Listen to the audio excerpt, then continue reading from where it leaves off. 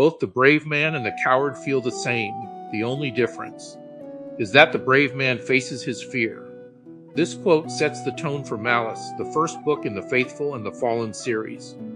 Gwynne has crafted an epic fantasy with the usual tropes: a brave boy, sword fighting, castles, battles, giants, and magic. But the question I kept asking myself as I read Malice was, why does this feel so fresh? Even though it's full of the familiar fantasy devices, how has Gwynne made this so engaging? Let's start with the story itself. A world is on the edge of war, where prophecy speaks of two champions, the Black Sun and the Bright Star. This world, the Banished Lands, lies scarred from ancient wars between men and giants, but a prophecy looms over everything. Young Korban learns that courage comes at a devastating price.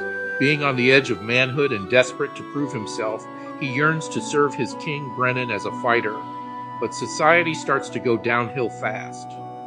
So how does the author take fantasy motifs and just cook with them in a fresh and compelling way?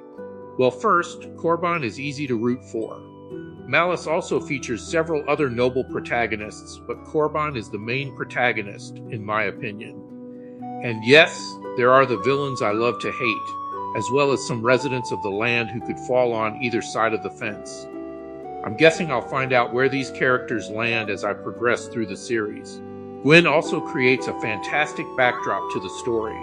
World building is woven into the plot without the reader noticing, seamless. He also does a great job with fight scenes, a talent that does not come easily for some writers. He also kept me from uttering one of my major complaints in these epic stories: who is who? He orchestrated a large cast well. Then there is the overarching question: who is the Black Sun and who is the Bright Star? Reminiscent of Martin's Game of Thrones or Tolkien's Lord of the Rings, Malice gripped my attention with every page. If you are looking for an epic fantasy that feels fresh, I highly recommend Malice. I will be reading the rest of the Faithful and the Fallen series if it's as well crafted as this first installment.